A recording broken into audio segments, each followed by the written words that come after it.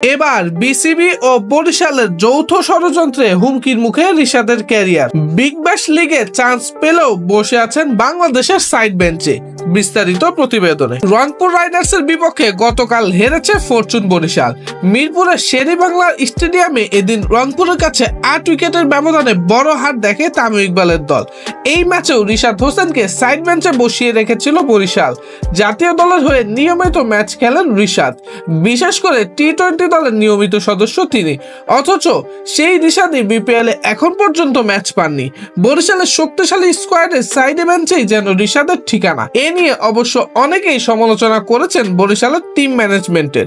গতকাল রংপুরের বিপক্ষে হারের পর রিশাদকে না খেলানো নিয়ে সংবাদ সম্মেলনে প্রশ্ন ওঠে।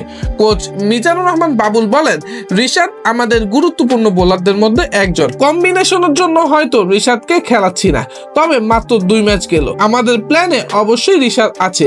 বিগ ব্যাশে দল পেয়েছিল রিশাদ, তবে বিপিএল এর সঙ্গে সাংঘর্ষিক সূচি হয় অস্ট্রেলিয়ার সেই ফ্র্যাঞ্চাইজি লিগে খেলতে রিশাদকে অনুমতি দেয়নি বাংলাদেশ ক্রিকেট বোর্ড বিসিবি।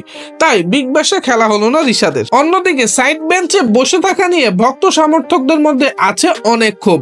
অনেকেই বলছেন বিসিবি এবং বরিশালের যৌথ চক্রান্তের কারণেই রিশাদকে বিগ ব্যাশেও খেলানো হচ্ছে না এবং বাংলাদেশের বিপিএলও খেলানো হচ্ছে না।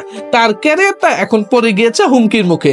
সুপ্রিয় দর্শক, রিশাদকে না খেলানোর ব্যাপারে আপনার মতামত কি তা অবশ্যই কমেন্ট করে জানাতে ভুলবেন না।